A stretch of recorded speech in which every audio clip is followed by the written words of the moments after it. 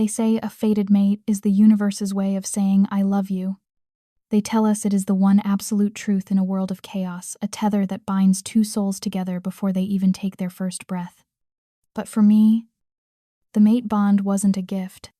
It was the universe's cruelest joke. I didn't know that the man I loved, the man whose scent was woven into the very fabric of my DNA, would trade our eternal bond for a stock merger. I didn't know that love, in the high-stakes world of modern alphas, was just another currency to be devalued. And I certainly didn't know that my rejection, the moment that shattered my soul into 1,000 jagged pieces, would be the very thing to summon a monster. A monster far more dangerous and far more tempting than the boy who broke my heart. It started on a Tuesday, a gray, relentless Tuesday that smelled of rain and cold pavement. I remember standing in the elevator of Obsidian Corp, watching the floor numbers climb. My hands were trembling, hovering protectively over a stomach that was still flat, still keeping its secret. I was an Omega, designed by nature to be soft, to be cherished. But in that moment, I felt made of glass. I had news. The kind of news that was supposed to make an alpha drop to his knees in gratitude. I was carrying his legacy. The doors slid open to the penthouse level, revealing the glass-walled boardroom that served as the heart of Declan Mercer's empire. It was a cold room, chrome, leather, and the biting scent of aggressive negotiations. Declan was there, sitting at the head of the mahogany table. He looked every inch the modern alpha CEO, impeccable navy suit, jawline sharp enough to cut stone, and eyes that usually softened when they landed on me. But not today. Today, he wasn't alone. Sitting to his right was Sienna Vane, the daughter of the rival pack's CEO. She was draped in crimson silk, a splash of violence against the gray room. Her lips were painted a shade of red that looked suspiciously like fresh blood. And her eyes were mocking. Ivy, Declan said. He didn't stand up. He didn't come to greet me. His voice was flat, devoid of the warmth that had been there just last night in our bed. We're in the middle of a strategy meeting. I know, I whispered, stepping into the room. The air conditioning was freezing, biting through my thin cardigan. But I needed to tell you something. It's important. Declan, it's about us. Sienna let out a short, sharp laugh. Us, oh. Honey, there is no us anymore. Didn't you get the memo? I ignored her, locking eyes with Declan. My wolf was whining inside me, scratching at my ribs, sensing a danger I didn't want to admit. Declan, please. I went to the doctor this morning. I waited for the spark. I waited for him to smell the change in my hormones, the shift in my scent that screamed mother. Instead, he checked his watch, a Rolex I had bought him for his birthday. Make it quick. Ivy, he said, tapping a pen against a stack of merger documents. I'm pregnant, I said, the words tumbling out in a rush of hope. We're going to be parents. Declan, the silence that followed wasn't peaceful. It was vacuum-sealed. It sucked the air right out of my lungs. Declan stopped tapping the pen. He looked at me. Really looked at me. For the first time since I walked in. But it wasn't love I saw in his gaze. It was calculation. It was the look of a man assessing a stain on a newly dry-cleaned shirt. That, Declan said slowly, is unfortunate timing. My knees nearly buckled. Unfortunate. He stood up then, walking to the window to look out at the city he wanted to own.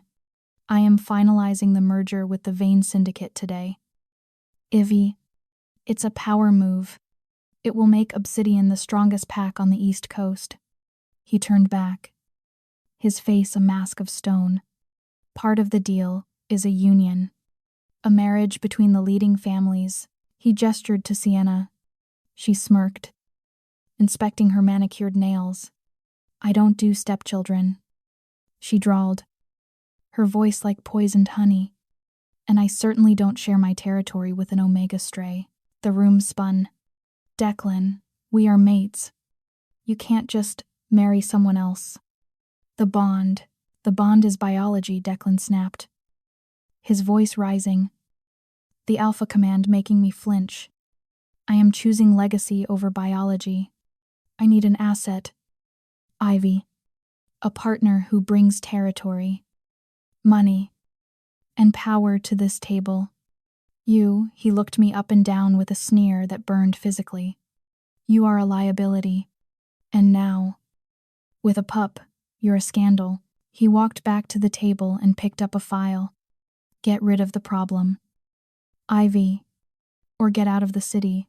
Get rid of it, I choked out, my hands clutching my belly. This is your child. It's a mistake.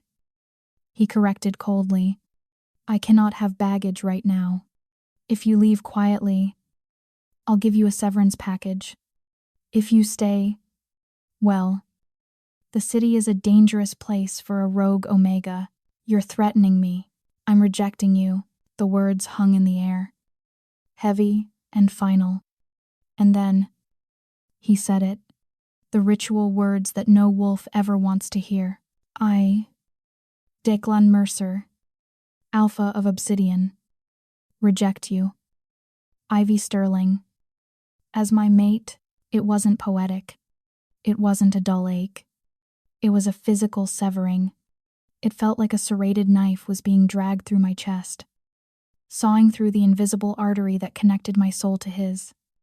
I gasped, doubling over, clutching my heart as the bond snapped. The pain was blinding. White-hot agony that tasted like copper and ash.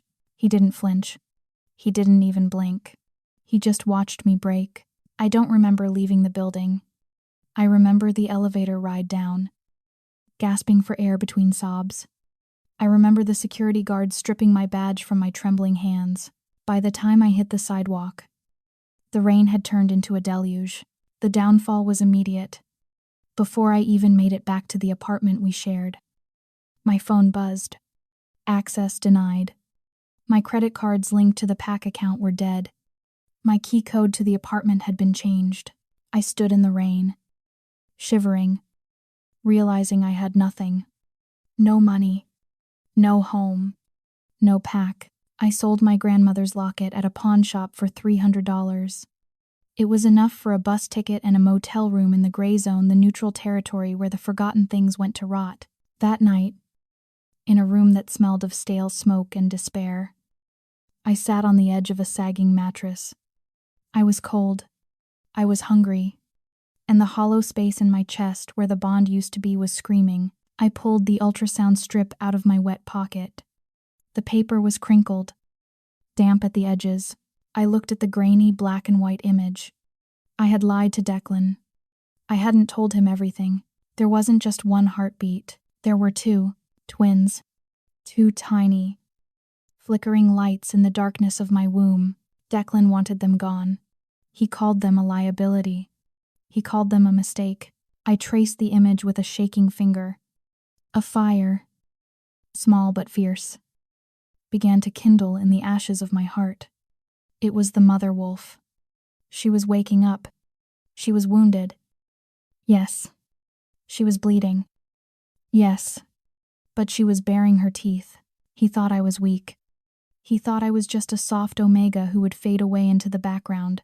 I looked out the window at the grime of the gray zone, at the neon lights reflecting off the puddles. We will not fade. I whispered to the empty room. We will survive. I would scrub floors. I would serve drinks. I would disappear into the shadows of the human world where no wolf would look for me. I would starve before I let him touch them. Declan Mercer wanted a legacy, fine. But he wouldn't get mine. I wiped the tears from my face. They were the last tears I would ever shed for him. The girl who walked into that boardroom was dead. And the woman who walked out, she was ready to burn the world down to keep her children warm. 6 months later, I wasn't Ivy Sterling, the rejected mate of a rising corporate alpha. I was nobody, just a shadow moving through the service corridors of the Archetype Hotel, The archetype was a monolith of glass and steel in the center of the gray zone, a place where the wealthy humans and the supernatural elite mingled in an uneasy truce. It was neutral territory, which meant it was the only place I was safe as long as I remained invisible. It was 2:00 a.m. My shift had started 10 hours ago, and my ankles were swollen to twice their normal size. I was 6 months pregnant, but you wouldn't know it to look at me. I wore a uniform 2 sizes too big, and beneath that, I bound my stomach with ace bandages. It was dangerous, I knew it was dangerous, but I had no choice.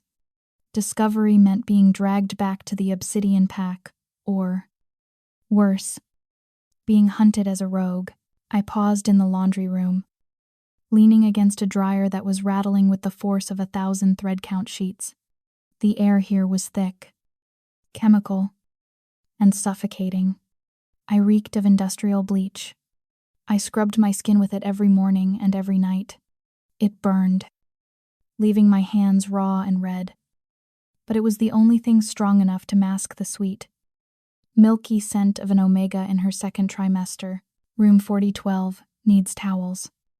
The floor manager's voice crackled over my radio. Now, Ivy. Veep guest, I groaned, pushing myself off the machine. My back seized. A sharp, hot line of pain shooting down my spine. The twins were restless tonight. They were growing faster than human babies, and they were hungry. I was always hungry. I grabbed the stack of towels and headed for the service elevator. An out-of-order sign was taped across the buttons.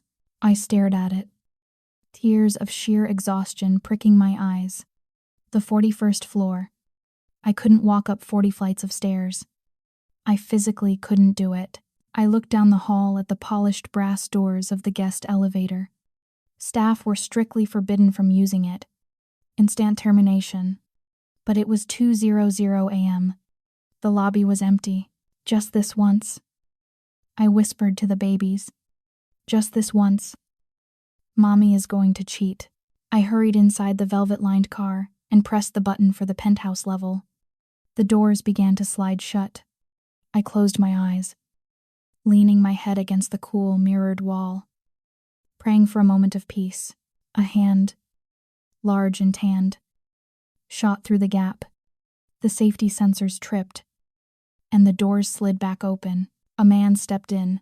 The air in the elevator changed instantly. It didn't just get heavier, it became charged. Like the atmosphere before a lightning strike, he was massive.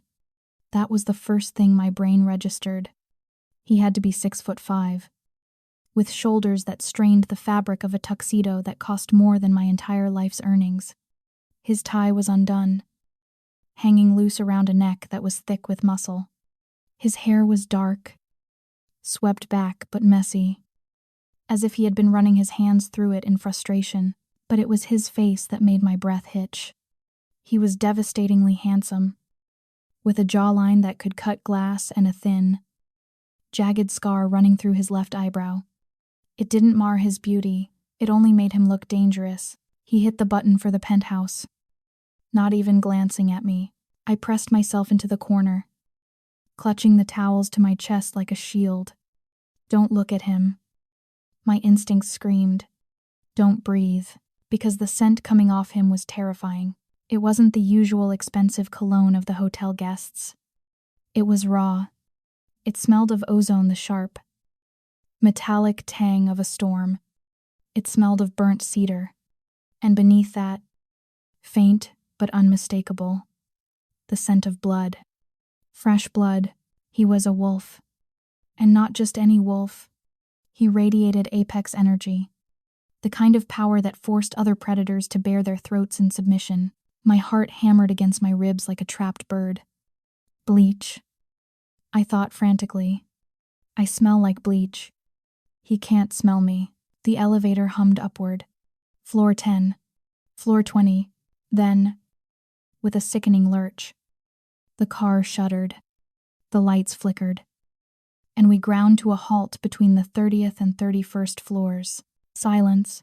The man Sid. A deep rumble that vibrated in the floorboards. He looked up at the ceiling. Then slowly, he turned his head to look at me. I couldn't breathe. His eyes were dark, shadowed by the dim emergency lighting. "Relax," he said. His voice was a baritone growl, smooth but commanding.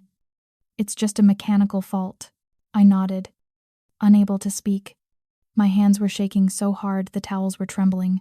He took a step toward me. The space in the elevator suddenly felt microscopic.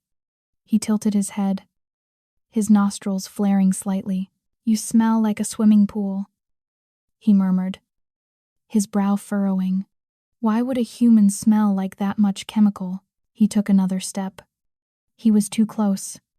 The heat radiating off him was intoxicating.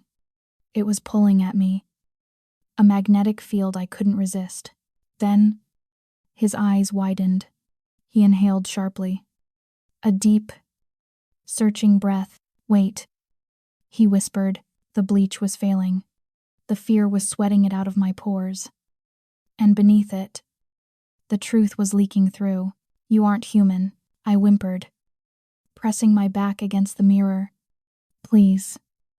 I managed to choke out. "I'm just delivering towels." He ignored me. He leaned down, his face inches from my neck. He wasn't looking at my face. He was looking at my stomach. Hidden beneath the baggy uniform and the tight bandages, "There's something else," he said, his voice dropping to a harsh whisper. No. Two distinct signatures. He looked into my eyes then. His irises were a swirling storm of gray, and was that a flash of violet? "You are carrying pups," he stated. It wasn't a question. It was an accusation. "And you are binding them." My vision started to spot. The adrenaline crash, combined with the lack of food, was too much. The floor tilted. The heat coming from him was overwhelming my senses. I have to go," I mumbled, trying to push past him. "You aren't going anywhere." I took a step and my knees simply dissolved. I felt myself falling, the towels scattering across the floor. I waited for the impact of the carpet, but it never came. Strong arms caught me. He moved with a speed that defied physics. One arm hooked under my knees, the other around my shoulders, lifting me as easily as if I were a doll, my cheek pressed against his chest. I heard his heart, a slow, powerful thud, thud, thud that sounded like a war drum. "Got you," he growled, and then it happened. Skin touched skin. His hand brushed my bare forearm where the sleeve had ridden up. A literal spark of blue static electricity arched between us. It was loud, like a whip crack. The emergency lights in the elevator exploded, showering us in darkness and sparks. The last thing I remembered before the blackness took me was the scent of the storm consuming me, and a voice in the dark whispering, "Mine." When I opened my eyes, the world was soft. I wasn't on the floor of the laundry room. I wasn't in the elevator. I was drowning in silk. Sheets with a thread count so high they felt like water against my skin. I shot up, gasping, panic, cold and sharp, pierced through the fog of sleep. I was in a bed the size of a small island. The room was massive, illuminated by the city lights of the gray zone, drifting in through floor-to-ceiling windows. It was a penthouse. His penthouse. I looked down. My uniform was gone. I was wearing a t-shirt, his t-shirt that hung to my knees. And the bandages were gone. My stomach was free. The round curve of my pregnancy exposed. The command came from the shadows. I whipped my head around. He was sitting in a dark leather wingback chair in the corner of the room, one leg crossed over the other. He had shed the tuxedo jacket. His white shirt was rolled up to the elbows, revealing forearms roped with muscle and covered in faint, white scars. On the bedside table, a tray was waiting. A steak, cooked rare, roasted potatoes, a glass of whole milk, a bowl of strawberries. My stomach let out a treacherous roar. I hadn't eaten protein like that in months. I didn't poison it, he said, closing the file folder he had been reading. My employee file. Though given what I'm reading here, you've been poisoning yourself effectively enough on your own. I pulled the sheet up to my chin, my heart racing. Who are you? Eat, he repeated, his voice harder this time. Your blood sugar is critically low. If you faint again, I'll have to feed you myself, and neither of us wants that. I didn't doubt him. There was a ruthless efficiency in his tone. My hands shaking, I reached for the fork. I took a bite of the steak. The flavor exploded on my tongue, and I almost wept. I ate quickly, fear and hunger warring for dominance. He watched me. He didn't blink. He watched me like a wolf watches a deer grazing, waiting for the moment to strike. When the plate was clean, he stood up. He walked toward the bed, and the room seemed to shrink. He stopped at the foot of the mattress, his hands in his pockets. Ivy Sterling, he said, formerly of the Obsidian Pack, listed as a runaway. Status rogue. I flinched. I'm not a rogue. I'm just on a leave of absence. You're a liar, he said, not unkindly. Rogues don't bind their stomachs with ace bandages until they bruise their ribs. Rogues don't scrub their skin with bleach until it bleeds. He leaned forward, placing one hand on the bedpost. The wood creaked under his grip. You are starving the heirs in your belly. Little wolf. Why? The word heirs hit me like a physical blow. Declan had called them baggage. He had called them a liability. This stranger, this terrifying man with the scar and the storm in his eyes, called them heirs. I'm not starving them, I whispered, tears burning my eyes. I'm hiding them. From who? From everyone. Why? He leaned closer. Why run? Why hide in the laundry room of a hotel when you should be nesting? The anger flared then. The same anger that had gotten me out of the Obsidian boardroom. I looked up at him, meeting his gaze. Because their father wanted them dead, I snapped. The reaction was instantaneous. The air in the room dropped 10 degrees. The glass of water on the nightstand cracked. Low. The vibrating growl started deep in his chest, a sound so primal it made the hair on my arms stand up. It was the sound of a predator recognizing a threat to its territory. He didn't know me. I was a stranger. But his reaction was visceral. He turned away from me, pacing to the window. I saw his hands clench into fists, his knuckles turning white. He took a deep breath, struggling for control. Dead, he repeated, the word tasting like bile in his mouth. He rejected you. And the pups. He told me to get rid of them. The man laughed. It wasn't a happy sound. It was terrifying. A fool, he muttered. A blind, ambitious fool. He turned back to me. The anger was gone, replaced by a mask of cold, calculated resolve. My name is Roman Castellan. My breath hitched. I knew the name. Everyone knew the name. The Castellan family owned half the hemisphere. They were the royal family of the shifters.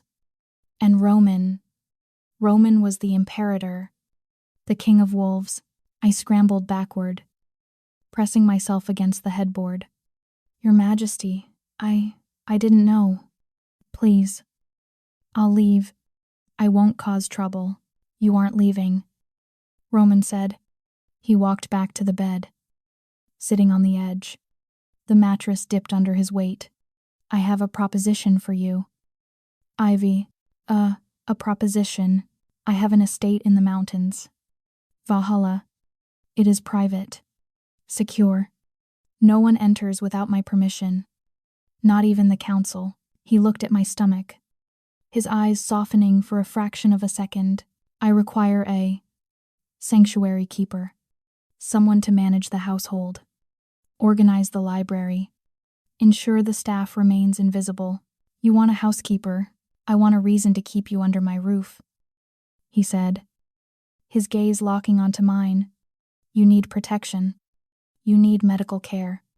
You need a place where you don't have to bind your stomach or burn your skin with chemicals. And what do you get? I asked. Suspicious. Why would the imperator help a rejected rogue? Roman paused. He looked at me. And for a moment, I saw something swirling in those gray depths. A hunger. A recognition. Because you are mine. His eyes seemed to say, because my wolf claimed you the second the elevator doors opened. But he didn't say that. He knew I was terrified.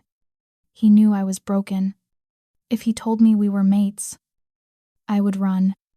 I would think he was just another alpha trying to control me, because I need an assistant who knows how to be invisible. He lied smoothly, and because I despise wasted potential. Those children deserve to be born. Ivy, and you deserve to eat something other than hotel scraps. He held out his hand. It was large, calloused, and powerful. Come to Valhalla, he said. I will give you a new name. I will give you a salary.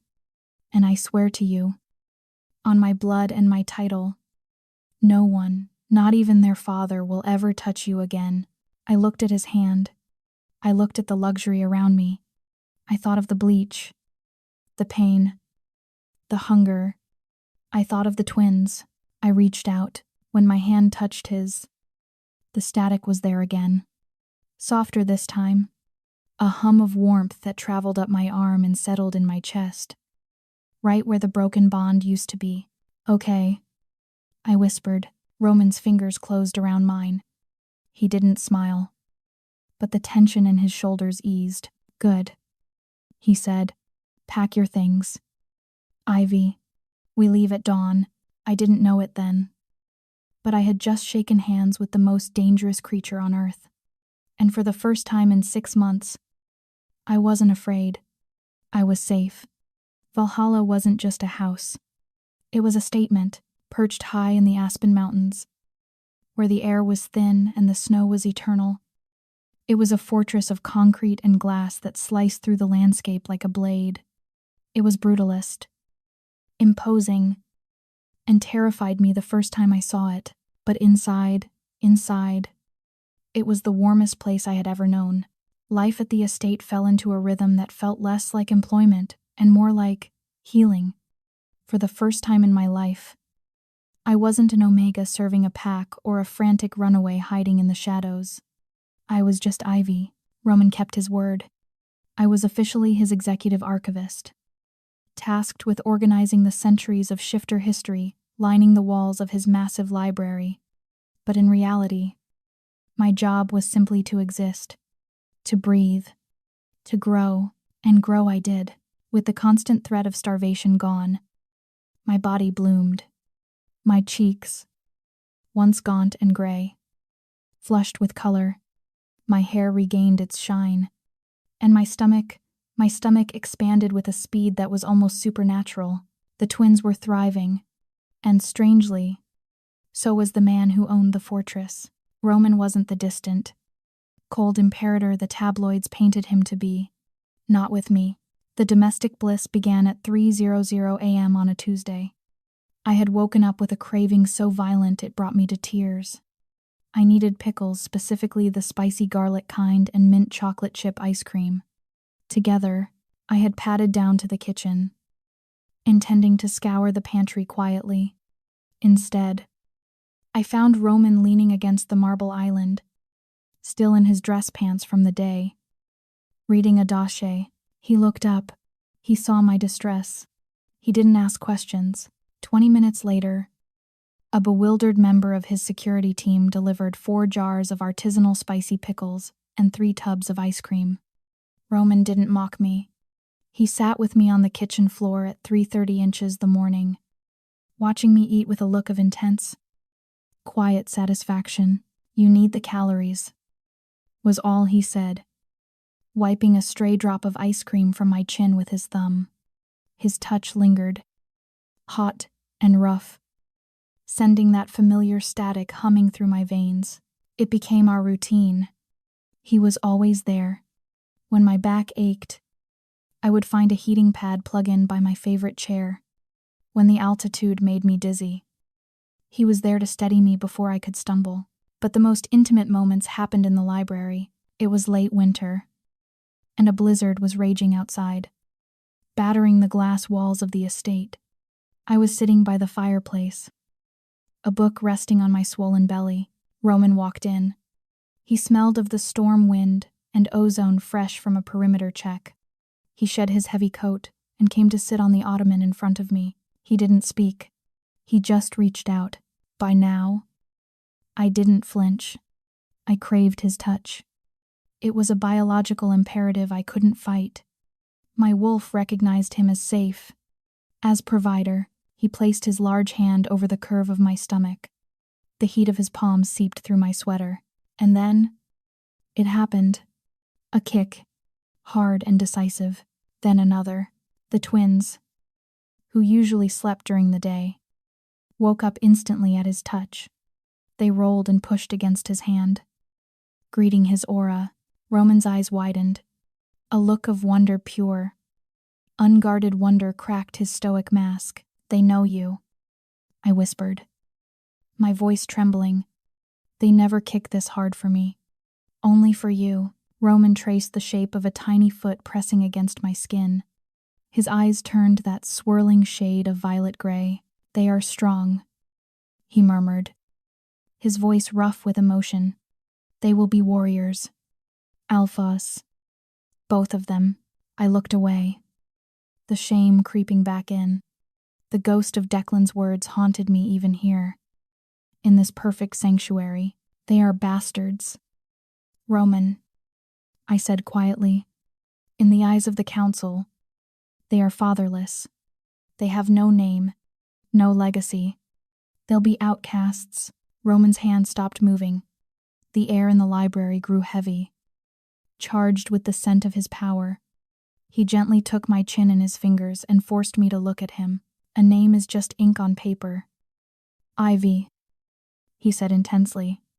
But if it matters to you, if it protects them, he leaned in, his face inches from mine. I could feel his breath on my lips. Then I will give them mine. My heart stopped. Roman, you can't. You're the imperator. You can't just claim another alpha's rejected pups. The scandal. Let the world burn. He growled low in his throat. I don't care about bloodlines. Ivy, I care about this. He pressed his hand firmer against the baby's. And I care about you. The tension was a physical weight. He was going to kiss me. I wanted him to kiss me.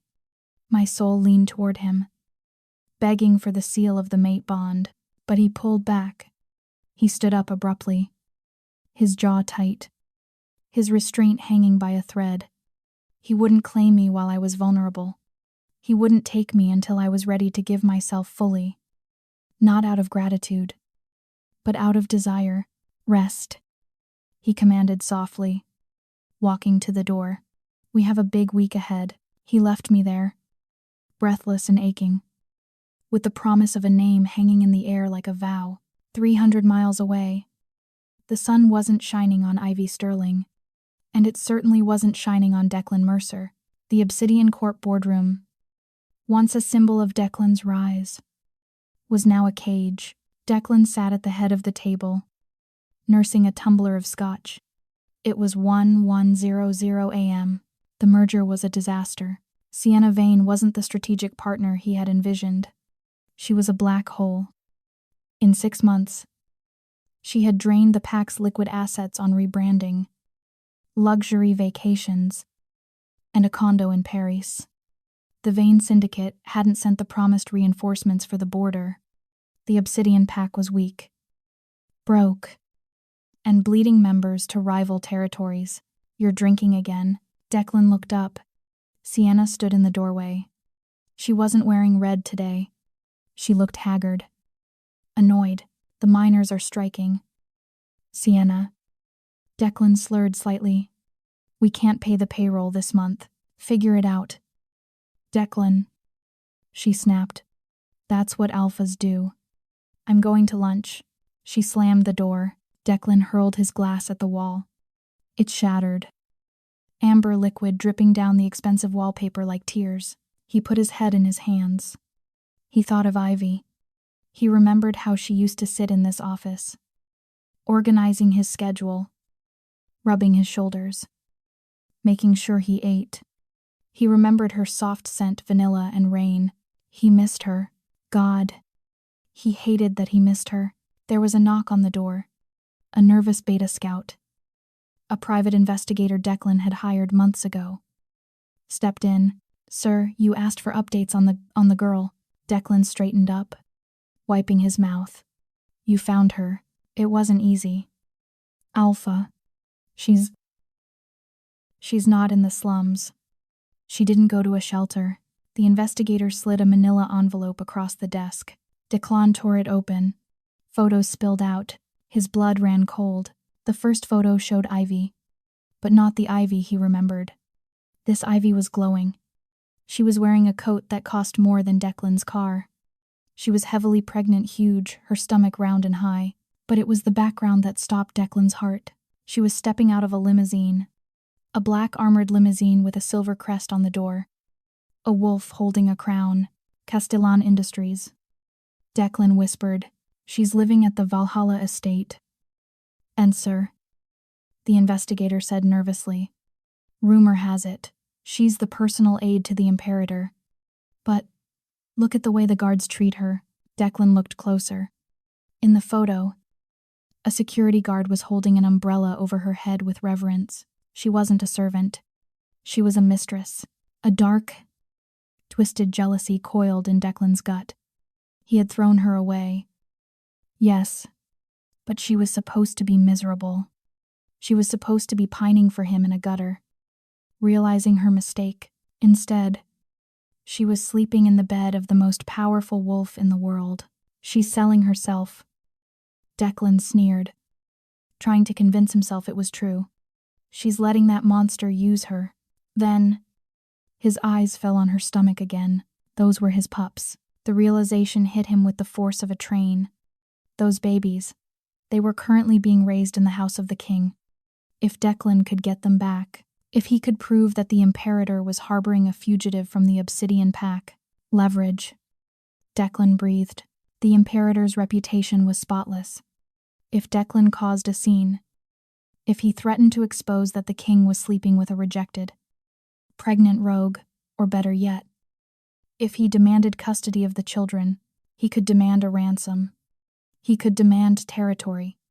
He could save his failing company by selling his own children back to the highest bidder. "Get the car ready," Declan ordered. Standing up, the alcohol haze evaporated, replaced by cold ambition. "Where are we going?" "Sir, the winter solstice summit is next week," Declan said, a cruel smile spreading across his face. "All the alphas will be there. And if my sources are correct, the Imperator never travels without his staff." He picked up the photo of Ivy and crumpled it in his fist. "She thinks she's safe in her castle," Declan hissed. "But she belongs to me, and so do those assets in her belly." Back at Valhalla, unaware of the storm brewing in the south, Roman walked into the library. He was holding an envelope embossed with gold leaf. "Pack a bag." "Ivy," he said, his face grim but determined. "Why?" I asked. "Looking up from my book, The Summit." Roman said, "It's time we stop hiding.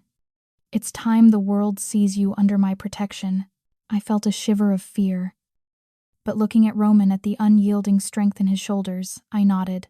The quiet days were over. The storm had arrived. The winter solstice summit was not a party. It was a hunting ground masked as a gala, held in the gilded ballroom of the St. Regis in New York City.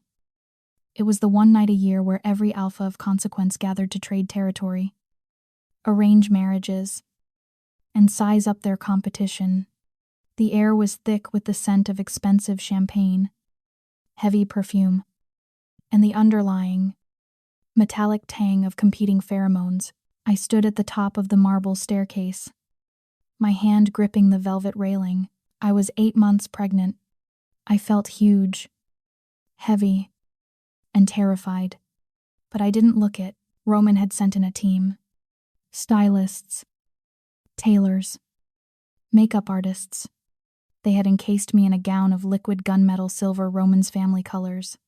The fabric cascaded over my curves like armor, hugging the high, round bump of the twins before pooling at my feet. Diamonds dripped from my ears, cold and sharp against my neck. "Breathe," Roman whispered. He was standing a step behind me, his hand resting possessively on the small of my back. He wasn't touching my skin, but I could feel the heat of him burning through the silk. "You are not a victim tonight, Ivy. You are a queen. Walk like one." I lifted my chin. I channeled every ounce of the mother wolf who had woken up in that motel room 6 months ago. We descended, the moment Roman's foot hit the ballroom floor. The music faltered. Heads turned. Conversations died. They weren't looking at the imperator. They were looking at me. Whispers rippled through the crowd like a snake moving through dry grass. "Who is she? Is that the Sterling girl, the rejected one? Look at her stomach." I kept my eyes forward, navigating the sea of predators. I felt their gazes raking over me, judging, assessing, but with Roman at my back, radiating a low, warning growl that only the wolves could hear.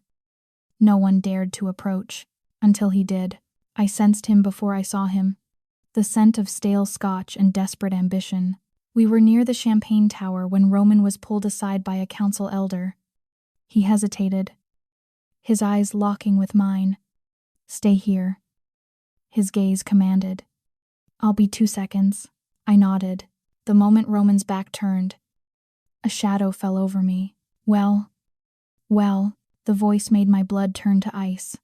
I turned slowly. Declan Mercer stood there. He looked older than I remembered. His suit was wrinkled, his eyes bloodshot. Beside him stood Sienna Vane, clutching a flute of champagne. Her lip curled in a sneer. "Hello, Declan," I said. My voice was surprisingly steady. Declan laughed. A harsh, barking sound that drew eyes from the nearby tables. He stepped into my personal space.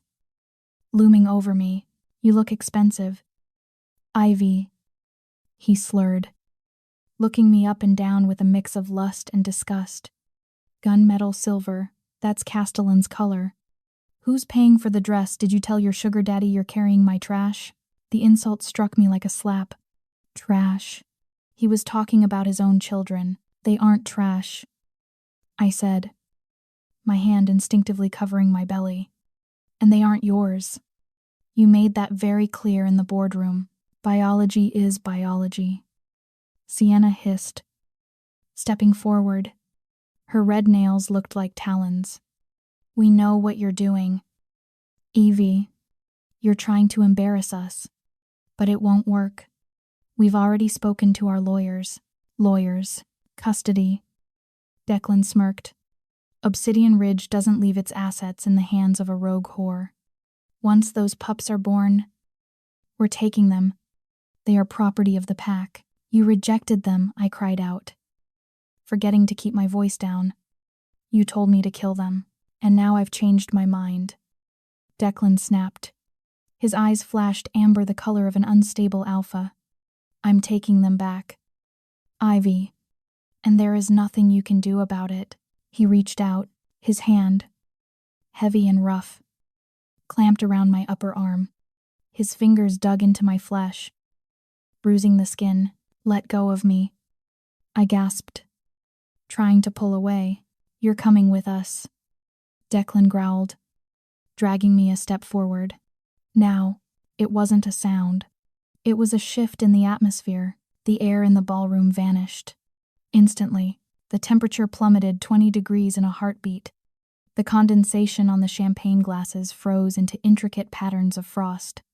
The candles in the chandeliers flickered and died, plunging the room into a terrifying twilight. And then, the sound of cracking glass. Crack. The massive floor-to-ceiling window behind Declan spiderwebbed. Declan froze. His grip on my arm loosened. But he didn't let go. He looked around, confused. "What the?" "Take your hand off her." The voice didn't come from a specific direction. It came from everywhere. It rolled over the room like a thunderclap. Vibrating in the teeth of every wolf present, Roman stepped out of the shadows. He wasn't the calm, collected businessman anymore. The glamour was gone. He was pure, unadulterated apex predator. Darkness seemed to bleed off his shoulders like smoke. He walked toward us. He didn't rush. He moved with the terrifying inevitability of a landslide. Castellan. Declan stammered, trying to summon his bravado.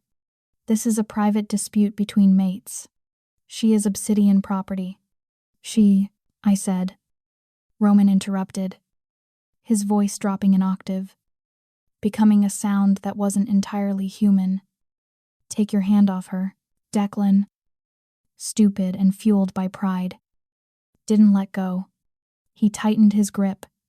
She is my mate, I have rights. Roman stopped 5 feet away. He looked at Declan's hand on my arm. Then he looked at Declan's face. Kneel. It was a single word, but it was laced with the voice. The alpha command. But not just alpha, this was imperator power. Ancient. Crushing. The effect was instantaneous and violent. Every wolf in the room dropped. It wasn't a choice. It was gravity. Knees hit the marble floor with sickening thuds. Waiters dropped trays. Alphas who ruled entire cities collapsed like puppets with their strings cut. Sienna shrieked as she fell, her champagne splashing across her dress. And Declan screamed. The command forced his body down so fast that I heard the distinct snap of his shin bone hitting the stone. His hand was ripped from my arm as he was flattened to the floor. His forehead pressed against the cold tile. Unable to lift his head, I was the only one left standing. The room was silent, save for Declan's whimpering. Roman stepped over Declan's prone body.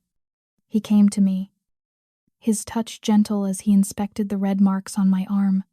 His jaw tightened, a muscle feathering in his cheek. He turned back to the man groveling at his feet. You called them trash, Roman said to the room, his voice echoing off the vaulted ceiling. He placed a hand on my stomach. I call them the crown princes. Gasps rippled through the kneeling crowd. Princes plural. Roman looked down at Declan, his expression one of divine judgment. You rejected the greatest blessing the moon goddess can bestow. You threw away a dynasty for a merger. Roman closed his eyes for a second, and when he opened them, the gray was gone. His irises were a swirling, luminous violet, the color of the primal, the mark of the wolf king. Let it be known. Roman roared, the sound shaking the remaining glass in the windows, that Ivy Sterling is under the personal protection of the crown. She is my sanctuary. She is my heart. He looked at me, the violet fire burning with intensity. She is my primal mate. The claim hung in the air, rewriting reality. A primal mate wasn't just a partner, it was a soul binding that superseded everything. Declan's claim was ash. Roman's was iron. I stared at him, tears streaming down my face. He had done it. He had claimed me. He had claimed the boys. But then, the world tilted. A sharp, tearing pain ripped through my lower abdomen. It wasn't a kick. It was a vice. Ah, I cried out, clutching my stomach. The sheer pressure of Roman's alpha command, the magic he had unleashed to crush the room, had hit me too. The babies reacted. Water gushed down my legs, soaking the silver gown. Roman's violet eyes widened in panic. The monster vanished, replaced by the terrified father. He caught me as I stumbled. It's too early, I gasped, the pain blinding me. Roman. The magic. It started it. No. Roman breathed. No. Not here. Not now. The contractions. I sobbed, gripping his lapels. They're not stopping. They're coming one after another. Panic, real and raw, flooded the room. The kneeling wolves began to murmur. To go into labor during a command surge was dangerous. The energy in the room was chaotic. It could stop a human heart. Get the car, Roman roared at his security team. who were scrambling to their feet. He scooped me up into his arms, not caring about the ruined dress or the fluid. "Stay with me, Ivy," he commanded, running toward the exit. "Focus on my voice. Ignore the pain.